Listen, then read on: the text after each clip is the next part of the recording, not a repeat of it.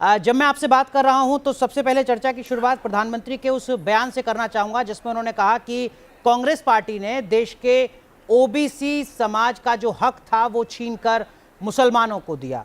थोड़ी देर पहले योगी आदित्यनाथ का भी एक बयान आया जिसमें उन्होंने कहा कि कर्नाटक में मुसलमानों को 30% आरक्षण देने की कांग्रेस की मंशा है। क्या इसके पीछे की वजह भारतीय जनता पार्टी को लगती है? क्यों आप लोगों को ऐसा लगता है कि कांग्रेस पार्टी का हाथ देश के मुसलमानों के साथ? देखिए, ये दीक्षित जी, ये कोई नई बात तो है नहीं। और अभी जैसा आपने प्रधानमंत्री जी का बताया, प्रधानमंत्री जी ने बोला है, जैसा कि योगी जी ने बोला है, आप ऐसा मानिए कि कांग्रेस इस टाइम इस नतीजे पे पहुंची है और इस तरीके से काम कर रही है कि वो देश को दोबारा से अकबर और मुगलों का राज देना चाहती है। यहाँ भारतीय जनता पार्टी के कार्यकर्ता वो कभी होने नहीं देंगे और देश की जनता, देश के 140 करोड़ लोग इस काम को नहीं होने देंगे। आज आप राहुल का बयान सुन लीजिए, चाहे उनके किसी कार्यकर्ता का बयान सुन लीजिए, उनके किसी नेता का बयान सुन लीजिए, 30% तो आरक्षण की बात ये कर्नाटका में कर ही रहे हैं कि 30% आरक्षण देंगे। ये साब का पूरा काट के आप क्या बात कर रहे हैं? आप कह रहे हैं 30% आरक्षण देंगे, मैं कह रहा हूं ये इसे मुगल देश बनाना चाहते हैं। आपको इनकी कोशिश देखिए, इनकी मंशा देखिए कि मुगलों का देश दोबारा से बनाना चाहते हैं। हम लोग नहीं बनने देंगे, आप निश्चित रहिए। पर लेकिन राहुल गांधी तो हमने देखा पिछले चुनावों में मंदिर भी जा रहे थे, दर्शन भी कर रहे थे, जनेऊ दिखा रहे थे, अपना गोत्र बता रहे थे। आप कह रहे हैं नहीं साहब, वो तो हिंदुओं के वजूद को ही खत्म करना चाह रहे हैं, मुस्लिम देश बनाना चाह रहे हैं। आप कैसे ये सीजनल बनते हैं साहब? ये वोट के लिए लोगों को बेवकूफ बनाना चाहते हैं, जो अब हिंदुस्तान, पूरे भारत के लोग इनके बेवकूफी में नहीं आएंगे। जब तक आप सोच के देखिए, इनके तो प्रधानमंत्री ने कहा था कि भारत के जो असेट्स हैं, भारत की जो पूरी व्यवस्था है, उस पर पहले मुस्लिमों का अधिकार है। ये तो खुलेआम कहते हैं, मुस्लिमों का नाम लेके कहते हैं। लेकिन भारत की जनता जान रही है ना कि गलती से भी अगर ये भारत में कभी आ गए तो इस देश को दोबारा से मुगलों का देश ये बनाएंगे, दोबारा से देश को गुलामी की तरफ ये ले जाएंगे। ठीक है, आप आज की बात, इनका इतिहास उठा के देखिए आप इनका। ठीक है, आपने चूंकि इतिहास का जिक्र किया तो 1985 तक इस देश में विरासत कानून था, इनहेरिटेंस टैक्स था, जिसको वित्त मंत्री वीपी सिंह थे राजीव गांधी सरकार में, उन्होंने खत्म किया था। उससे पहले 30-35 साल तक वो विरासत टैक्स चल रहा था, जिसका जिक्र अभी हाल ही में सैम पित्रोदा ने किया। और उसके बाद एक बार फिर चर्चा शुरू हुई कि क्या ये देश की मेजॉरिटी के संसाधनों को छीनकर माइनॉरिटी में, खासकर मुसलमानों में तो नहीं बांटेंगे। ये आरोप भारतीय जनता पार्टी ने लगाया। राहुल गांधी कहते हैं कि संपत्ति का सर्वेक्षण होगा, सैम पित्रोदा कहते हैं कि जो इनहेरिटेंस एक्ट है उस पर विचार होना चाहिए। वही इनहेरिटेंस एक्ट कांग्रेस की सरकार 1985 तक इस देश में लागू रख सकी, यानी नजीर है पहले की। आप जो कह रहे हैं, क्या ये सारी बातें भी, ये सारी क्रोनोलॉजी भी उसी तरफ इशारा करती हैं? आप मुझे एक बात बताइए दीक्षित जी, मैं फिर कह रहा हूं, कौन सी नई बात? कौन है सैम पित्रोदा? आप भी जानते हैं, राहुल गांधी के सबसे नजदीक, उनके सलाहकार, उनकी पार्टी के नेता, उनके विदेशों में सारे काम, जितने भी उल्टे सीधे काम है, यही देखते हैं। ये इनकी मंशा ही नहीं है, ये सोच नहीं रहे। ये अगर गलती से भी भारत में इनका राज कभी आया तो ये पूरे हिंदुस्तान के, पूरे भारत के लोगों का, पूरे हिंदुओं के लोगों का जमीन जायदाद सब कुछ ये देना चाहते हैं मुस्लिम को। ये तो हमेशा से चाहते हैं। आप 85 की बात छोड़ दीजिए, आज भी इनका मन है कि जितने भी असेट्स हिंदुओं के हों, चाहे उनके घर हो, चाहे उनकी जायदाद हो, चाहे उनकी गाड़ी हो, चाहे उनका पैसा हो, चाहे उनके अधिकार हो, वो सब कुछ। और मैंने जैसा भी बताया, इनके तो प्रधानमंत्री ने कहा है कि इस देश के असेट्स पे मुस्लिम का अधिकार बनता है। तो ये तो उसे साबित कर रहे हैं अपने भाषण में। ये लोग आज की तारीख में कह रहे हैं अगर गलती से ये भारत में कभी आए तो ये इस एक्ट को लाएंगे, इसे लागू करेंगे और भारत के लोगों की पूरी जमीन जायदाद, प्रॉपर्टी, पूरे हिंदुस्तान के हिंदुओं की ये मुस्लिम को देने की तैयारी कर रहे हैं साहब। ठीक है, दो तीन बातें हैं इसमें। संगीत सोम साहब, जो कांग्रेस पार्टी की तरफ से कही गई, पहला तो जयराम रमेश ने साफ किया कि साहब हमारा सैम पित्रोदा के बयान से कोई लेना देना नहीं है। कांग्रेस पार्टी ने अपने घोषणा पत्र में कहीं इनहेरिटेंस टैक्स से जुड़े कानून को लाने की बात नहीं कही है। ये भारतीय जनता पार्टी गैर जरूरी मुद्दे को उठा रही है, बेवजह उठा रही है। दूसरी बात, कांग्रेस पार्टी की तरफ से बताया गया कि साल 2019 में जो मौजूदा सरकार है वही कोशिश कर रही थी, प्रयास कर रही थी, इस तरीके की खबरें आई थी कि मौजूदा सरकार ही इनहेरिटेंस टैक्स ला सकती है। नहीं लाया गया, वो अलग बात है। यह आरोप आपके ऊपर लग रहा है कि आप गैर जरूरी मुद्दों पर पूरे चुनाव को ले जाने की कोशिश कर रहे हैं। देखिए दीक्षित जी, आप भी जानते हैं यही भारत की आज सरकार है जिसने 370 खत्म किया है। यही भारत सरकार है जिसने 35A खत्म किया है। यही भारत सरकार है कि जिसने 500 सालों का इंतजार, जो पूरे हिंदू समाज का एक इंतजार था, वो खत्म किया है और राम मंदिर बनाने का काम किया है। क्या इनके कांग्रेस के नेता कहते हैं और क्या करते हैं आप भी जानते हो। भारत को अगर कोई सुरक्षित रख सकता है तो वो भारतीय जनता पार्टी की सरकार रख सकती है, देश के यशस्वी प्रधानमंत्री नरेंद्र मोदी रख सकते हैं। लेकिन देश के यशस्वी प्रधानमंत्री नरेंद्र मोदी नहीं, अगर गलती से कभी कांग्रेस या उसके सहयोगियों का राज आता है तो ये देश मुगल देश बनेगा, कोई रोक नहीं सकता, मैं गारंटी के साथ आपको कह रहा हूं। लेकिन थोड़ा अंतर है इसमें, आप कह रहे हैं कि सिर्फ भारतीय जनता पार्टी ही देश को सुरक्षित रख सकती है। इंडिया गठबंधन की सहयोगी पश्चिम बंगाल की मुख्यमंत्री ममता बनर्जी वो तो आरोप लगाती हैं कि पश्चिम बंगाल में भारतीय जनता पार्टी के जो कार्यकर्ता हैं वही दंगे कराते हैं, चाहे रामनवमी हो, चाहे वो दुर्गा प्रतिमा विसर्जन हो या फिर अलग मौके हो। देखिए साहब, ममता बनर्जी क्या कहती हैं आप भी जानते हो, ममता बनर्जी बंगाल में क्या करती है आप भी जानते हो, बंगाल के बॉर्डर आज किस तरीके से असुरक्षित हैं ये भी आप जानते हैं। ममता बनर्जी केवल एक वर्ग की करती हैं, वो अगर वहां झांकी मां की झांकी निकलती है तो उस पर बैन लगा देती हैं। वो मस्जिदों के मौलवियों को पैसे देने का काम करती हैं, वो मस्जिदों में पैसा देने का काम करती हैं। उनकी छोड़ दीजिए, वो तो एक तरफा उन्होंने एक तरीके से, अगर भारतीय जनता पार्टी की सरकार ना हो तो उन्होंने तो पूरे पश्चिम बंगाल को पाकिस्तान बनाने का काम किया है। किसकी बात आप कर रहे हैं? कहां ममता बनर्जी की आप बात कर रहे हैं? ममता बनर्जी की आइडियोलॉजी, ममता बनर्जी के विचार आप अच्छे से जानते हैं। ठीक है, लेकिन आपने कहा कि अगर कांग्रेस पार्टी आ गई तो ऐसा होगा, लेकिन कांग्रेस पार्टी तो इस वक्त आश्वस्त है, वो ये मानकर चल रही है कि देखिए जो तमाम भाजपा विरोधी राजनीतिक दल हैं वो हमारे साथ हैं, हमारा इंडिया गठबंधन बन चुका है और हम इस बार भारतीय जनता पार्टी का जो विजय रथ है उसको रोक देंगे। आप एक जान लीजिएगा, पिछली बार कितनी सीट थी? 40 सीट थी मेरे ख्याल से कांग्रेस जी, लगभग 50 तो नहीं थी ना।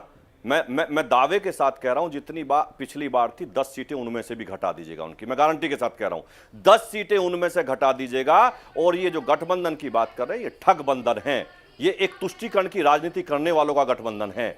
ये उन लोगों का गठबंधन है जो देश को गुलाम बनाना चाहते हैं, ये उन लोगों का गठबंधन है जो देश को बर्बाद करना चाहते हैं, ये उन लोगों का गठबंधन है जो देश को मुगल देश बनाना चाहते हैं। ये भारत की जनता किसी भी कीमत पर इनके मंसूबों को पास नहीं होने देगी, इनके मंसूबे फेल करेगी और इनके मंसूबों पे पानी फेरेगी। ये किसी भी कीमत पे पूरा ठगबंधन चाहे जितनी तैयारी कर ले, ये जितनी सीटें पिछली बार थी उसके आसपास भी नहीं आएंगी। और भारतीय जनता पार्टी 400 पार करके भारत में फिर से देश के यशस्वी प्रधानमंत्री को प्रधानमंत्री बनाएगी और इस देश को विकसित देश बनाने का काम करेगी। आप बार बार मुगल देश के नाम पर बात कर रहे हैं, लेकिन जो आपके विरोधी हैं वो तो उल्टा आप पर ही आरोप लगाते हैं। वो कहते हैं कि देखिए माहौल को सांप्रदायिक करने की कोशिश की जा रही है, हर चुनावी रैली में अयोध्या के भगवान श्री राम के मंदिर का जिक्र किया जा रहा है जो सुप्रीम कोर्ट के आदेश से बना है। माहौल को सांप्रदायिक करने का, माहौल को बिगाड़ने का आरोप तो बीजेपी के नेताओं पर विपक्ष लगा रहा है। हमारे तो घोषणा पत्र में शुरू से लिखा हुआ है साहब कि जब भारतीय जनता पार्टी की सरकार आएगी तो हम राम मंदिर बनाने का काम करेंगे। हमने तो लोगों से वोट मांगी थी इसी नाम पे कि हम राम मंदिर बनाएंगे, हम 370 हटाएंगे, हम 35A हटाएंगे, हम 3 तलाक खत्म करेंगे। ये तो हमने तो इसी नाम पे वोट मांगा है साहब, देश के विकास पे वोट मांगे हैं हमने कब इस तरीके हम तो कभी छुपा के काम नहीं किया ना। और आज अगर भारतीय जनता पार्टी की सरकार थी तो संभव था राम मंदिर बनने का, नहीं तो आप निश्चित समझ लेना सुप्रीम कोर्ट के आदेश के बाद भी राम मंदिर नहीं बनने देते ये लोग। ये 500 साल का इस देश के हिंदुओं का जो भावना थी उसे खत्म करने का काम करते। राम मंदिर छोड़िए, ये गांव-गांव में क्या करते आप भी जानते हैं इस तरीके से। एक पक्ष है जिसको ऐसा लगता है कि बीते 10 साल में मोदी सरकार ने सांस्कृतिक राष्ट्रवाद, आस्था, संस्कृति, सभ्यता को पुनर्जीवित किया है। क्या आपको भी लगता है वाकई ऐसा हुआ है और क्या इसका वाकई 2024 के चुनाव में आपको फायदा होगा? देखिए साहब, हमारी संस्कृति बची रहे, हमारी सांस्कृतिक विरासत बची रहे, हमारा देश धार्मिक, ये भारत धर्म का देश है, धार्मिक देश है, ये बचा रहे, ये भारतीय जनता पार्टी की हमेशा सोच रहती है। और हम इस पे चुनाव का फायदा होगा नुकसान होगा उस पे काम नहीं करते। हम चुनाव तो अगर बीच में आए हैं, पब्लिक के बीच में लड़ने जाते हैं तो हम देश के लॉ एंड ऑर्डर पे जाते हैं, हम प्रदेश के लॉ एंड ऑर्डर पे जाते हैं, हम देश को में क्या विकास कार्य हुए हैं उन पे जाते हैं। देश ने दुनिया में जो अपना स्थान 11वें स्थान से टॉप 5 में आए हैं, हम उस पर चुनाव लड़ना चाहते हैं। हम चुनाव जब लड़ने जाते हैं तो हम इस बात पर लड़ते हैं कि आने वाले 5 साल में हम इस देश को विकसित देश बनाएंगे, इस पे चुनाव लड़ते हैं। ये विपक्षी भी जानते हैं और देश की जनता भी जानती है। लेकिन संगीत सोम साहब, जो आप बातें कह रहे हैं, आप कह रहे हैं कि विकास पर आप चुनाव लड़ते हैं, लेकिन इस वक्त जो पूरा पॉलिटिकल डिस्कोर्स है वो तो हिंदू मुसलमान दो अलग अलग मजहबों में बटा हुआ नजर आ रहा है। फिर ये कौन कर रहा है?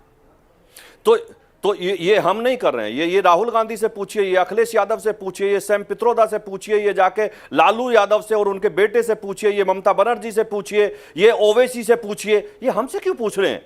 हिंदू मुसलमान तो वो कर रहे हैं ना, हम नहीं कर रहे हैं। तो राम मंदिर का जिक्र बार बार करना, आप कह रहे हैं कि तो आस्था की बात है, इसको वोट से राजनीति से जोड़कर ना देखा जाए। नहीं, इसकी वोट की राजनीति से क्या मतलब है? राम मंदिर बनाए तो 500 साल का देश के जो हिंदू समाज है उनका जो अपने, देखिए इस धरती पे जो आया, जिस जीव ने जन्म लिया, उसकी एक ही ख्वाहिश थी कि क्या मैं अपने जीवन में कभी राम मंदिर बनते हुए देख पाऊंगा।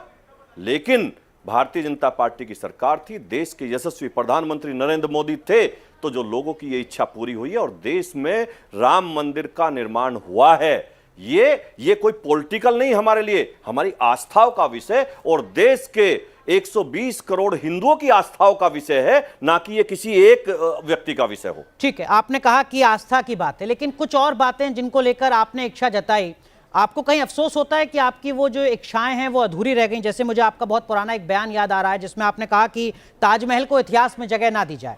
अज़दुद्दीन ओवैसी ने आपके इस बयान पर पलटवार किया था, उन्होंने कहा कि ताजमहल ही क्यों साहब, लाल किला भी हटवा दीजिए फिर इतिहास से, जहां पर लाल तिरंगा फहराया जाता है। लेकिन आपकी जो इच्छा थी, आपको लगता है कहीं अधूरी रह गई? देखिए, कोई इच्छा अधूरी ना रही है ना रहेगी। भारतीय जनता पार्टी की सरकार आ रही है, 400 पार करके भारतीय जनता पार्टी की सरकार बन रही है। हमारे जो एजेंडे में काम है वो 100% पूरे होंगे। जो इस बार बचे हैं वो अगली बार होंगे, आप निश्चित समझिए होंगे पूरे सब। तो ताजमहल को लेकर आप क्या चाहते हैं जो अगले 5 साल में हो? आप अभी चुनाव की बात करेंगे तो ज्यादा अच्छा रहेगा। ताजमहल अभी छोड़ दीजिए, अभी ताजमहल को बाद में देखा जाएगा। ठीक है, ताजमहल को छोड़ देता हूं, काशी पर आ जाता हूं। आपका एक और बयान था, उसमें आपने कहा कि 1992 में बाबरी के बाद अब 22 में ज्ञानवापी की बारी है। अब तो 24 चल रहा है सर। ये देश के 120 करोड़ हिंदुओं की भावना है। 120 करोड़ देश का हिंदू चाहता है कि देश का जो स्वरूप हुआ करता था आपसे 500 साल पहले, मुगलों के राज से पहले जो देश का स्वरूप हुआ करता था वो दोबारा से होना चाहिए। और देश आज उस तरफ बढ़ रहा है, क्यों नहीं बनना चाहिए? ज्ञानव्यापी क्यों नहीं जानी चाहिए? आप कैसी बात कर रहे हैं? आप देश के 120 करोड़ हिंदुओं की भावना नहीं समझ रहे हैं? क्या वहां मंदिर नहीं था? क्या मंदिर तोड़ के मस्जिद नहीं बनाई गई? लेकिन संगीत सोम क्या जब बाबरी से क्या आज भी नींव मंदिर की है, स्ट्रक्चर मंदिर का है और गुम्बद रखा के मस्जिद बना दी गई? संगीत सोम जब 92 की बाबरी का जिक्र करते हैं ज्ञानवापी से जोड़ते हुए, तो क्या वो विध्वंस की बात करते हैं? क्या वो ढांचे को ढहाने की बात करते हैं? कोई विध्वंस की बात नहीं करते। हम 120 करोड़ देश के हिंदुओं की बात करते हैं और उनकी भावनाओं को प्रकट करते हैं। मैं आपके सामने जो बात रखता हूं देश के 120 करोड़ हिंदुओं की बात रखता हूं। ठीक है, लेकिन आप अज़दुद्दीन ओवैसी पर आरोप लगाते हैं कि वो देश को बांट रहे हैं। वो और उनके जो तमाम सहयोगी हैं वो तो संगीत सोम पर हमला करते हैं कि साहब देखिए, संगीत सोम के बीते 10 साल के 15 साल के आप बयान निकाल लीजिए, हमेशा समाज को बांटने वाले बयान उन्होंने दिए हैं। चाहे वो ज्ञानवापी की बात हो, मुसलमानों की बात हो, ताजमहल की बात हो या और तमाम मुद्दों का जिक्र हो। क्यों संगीत सोम समाज को बांटते हैं? देखिए, जब देश का बंटवारा हुआ था, हिंदुस्तान और पाकिस्तान बने थे।